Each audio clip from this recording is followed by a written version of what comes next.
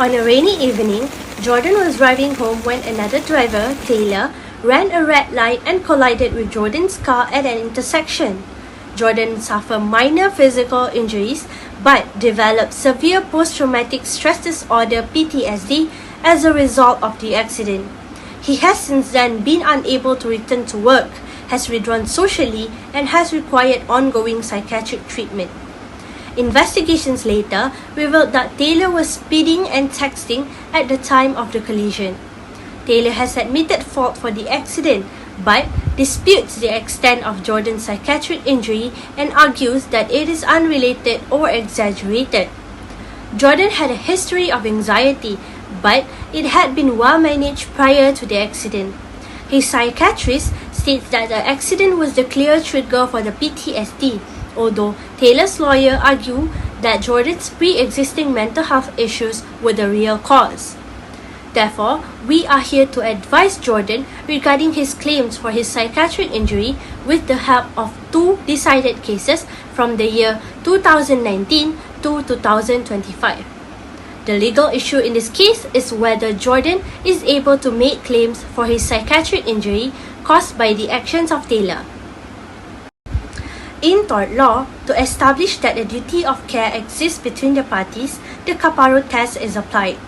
This test considers whether the harm was reasonably foreseeable, whether there was a sufficient proximity of relationship between the parties, and whether it is fair, just, and reasonable to impose duty of care. To prove that there has been a breach of duty, the reasonable man test is used.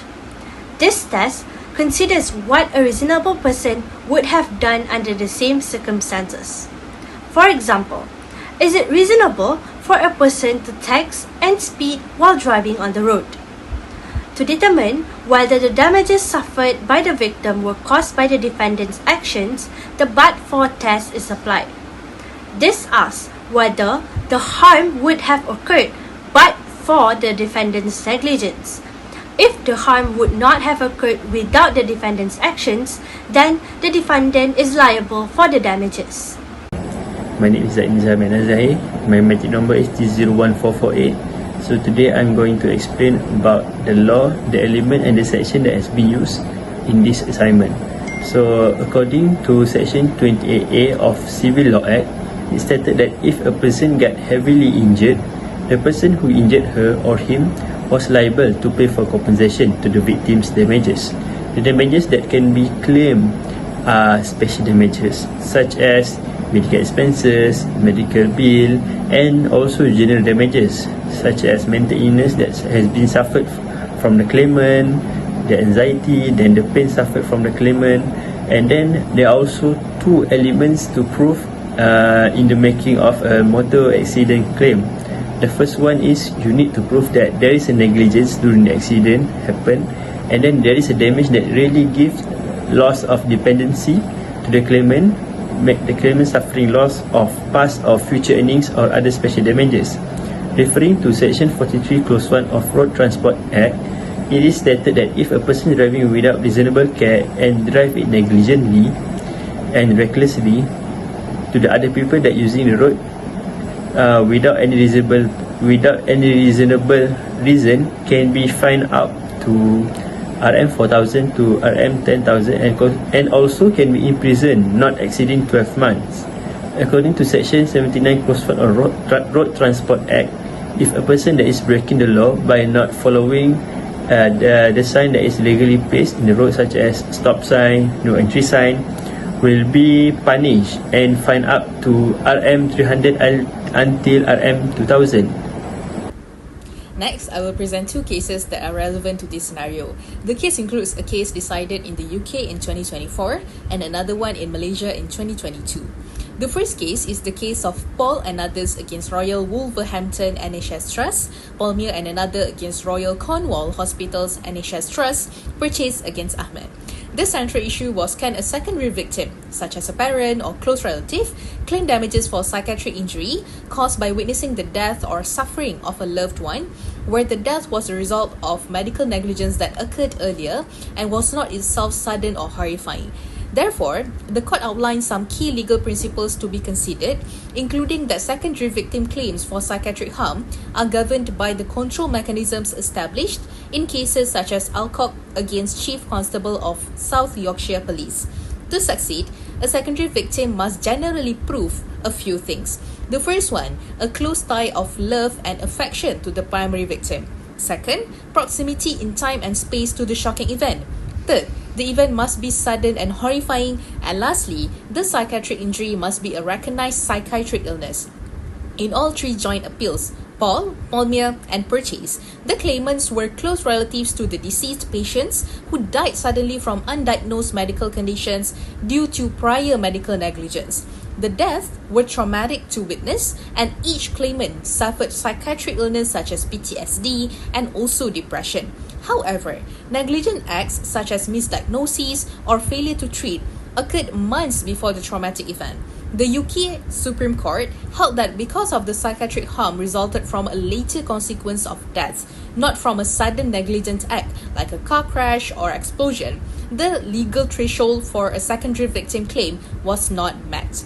The court distinguished these cases from accidental trauma claims, emphasizing that medical negligence involving a gradual illness does not qualify as a triggering accident. The Supreme Court dismissed all three appeals, and it was held that no duty of care arises in medical negligence claims for psychiatric injury suffered by a secondary victim unless the injury results from witnessing a sudden, horrifying accident directly caused by the defendant's negligence.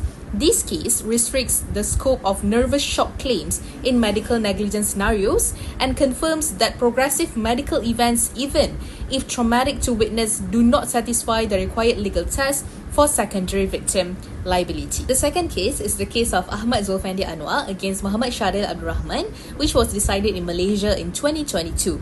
One of the key legal issues was whether the appellant was entitled to damages, including for loss of earnings capacity and psychological harm following injuries sustained in a motor vehicle accident. On appeal, the Court of Appeal ruled that the accident occurred due to the respondent's negligent U-turn, not because the appellant lacked a license.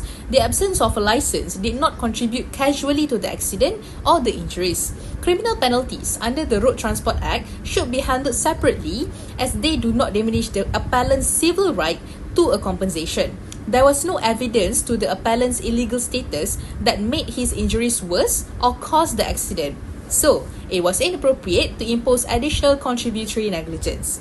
The court agreed that the appellant did not prove loss of future earnings due to inconsistent and unsubstantiated income evidence, but he was awarded 50,000 ringgit for loss of earning capacity, acknowledging the physical and psychological adjustment that he must undergo after the amputation. This reflects recognition of psychological harm and reduced employability even in the absence of clear psychiatric diagnosis. Although not labelled directly as the eggshell skull principle, the court impliedly applied it by not penalising the appellant for vulnerabilities that did not cause the accident. So, for the application of the law, in Jordan's situations, there is no doubt that Taylor owed him a duty of care as a fellow road user. Under the Capra road test, it is clear that harm from a road traffic collisions is foreseeable. Taylor and Jordan were in close proximity at the time of the accident, and imposing a duty of care between road users is clearly fair, just and reasonable. Taylor breached this duty when he ran a red light, was texting while driving and exceeding the speed limit. All of these actions are objectively unreasonable when assessed under the reasonable person test. A reasonable driver would not behave this way. So this breach of duty is further supported by Taylor's violation of Section 43 Subsection 1 of the Road Transport Act 1987, which makes it an offence to drive without reasonable consideration for other road users. He also violated Section 79 Subsection 1, which involved failing to comply with traffic signals. These statutory breaches help to support Jordan's civil claim in negligence, as they demonstrate clearly that Taylor acted unlawfully and irresponsibly. Next, applying the but-for test, it is evident that Jordan's psychiatric injury would not have been occurred but for the Taylor's reckless behavior. the evidence from Jordan's psychiatrist confirms that the trauma of the accident directly triggered his PTSD. Even though Jordan had a history of anxiety, the eggshell skull rule applies. This rule means that a defendant must take the victim as they find them.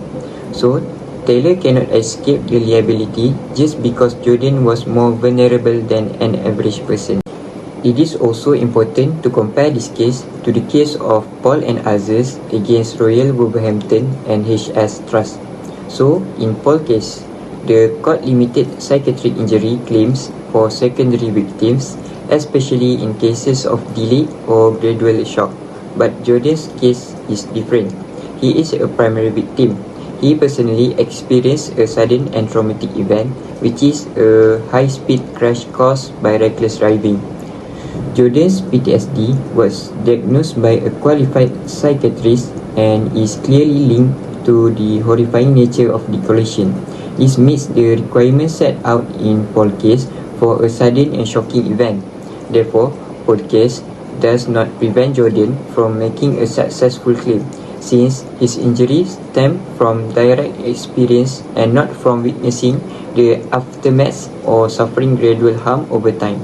Next, in the case of Ahmad Zulfandi Anwar against Muhammad Shahriar Abdul Rahman 2022 backs up Jordan's claim. Taylor's attempt to argue that Jordan's history of anxiety was the true cause of the PTSD fails due to the eggshell skull rule, which requires a thought freezer to take the victim as he finds him. The presence of a pre-existing anxiety disorder does not change the fact that the accident triggered a new and more severe psychiatric condition, which is PTSD, that has significantly harmed Jordan's life. The court in Ahmad Zulfandi demonstrated that psychological harm and decreased employability can be recognized as compensable damages, even when medical evidence is insufficient or pre-existing conditions existed. Similarly, Jordan has extensive documentation of his PTSD and its effects on his work and social life. He is entitled to general damages for pain and suffering, as well as special damages for medical expenses and future treatment. Under Section 28A of the Civil Law Act of 1956, Taylor's attempt to downplay the psychiatric harm fails to disprove the medical opinion that the accident was the trigger, not the anxiety history. So, in conclusion, Jordan is able to make claims for his psychiatric injury caused by the actions of Taylor, including general and special damage under the Civil Law Act 1956. As a primary victim, he was directly involved in a sudden and traumatic event caused by Taylor's negligence in driving. The psychiatric harm, which was diagnosed as PTSD, was a reasonably foreseeable consequences of Taylor's breach of duty and is causally connected to the accident, not merely to Jordan's pre-existing anxiety. The eggshell skull rule application confirms that Taylor is still fully liable on Jordan, even if Jordan was psychologically more vulnerable. Therefore, Jordan is able to make a successful claim for his psychiatric injury with the mentioned general and special damage under Civil Law Act 1956.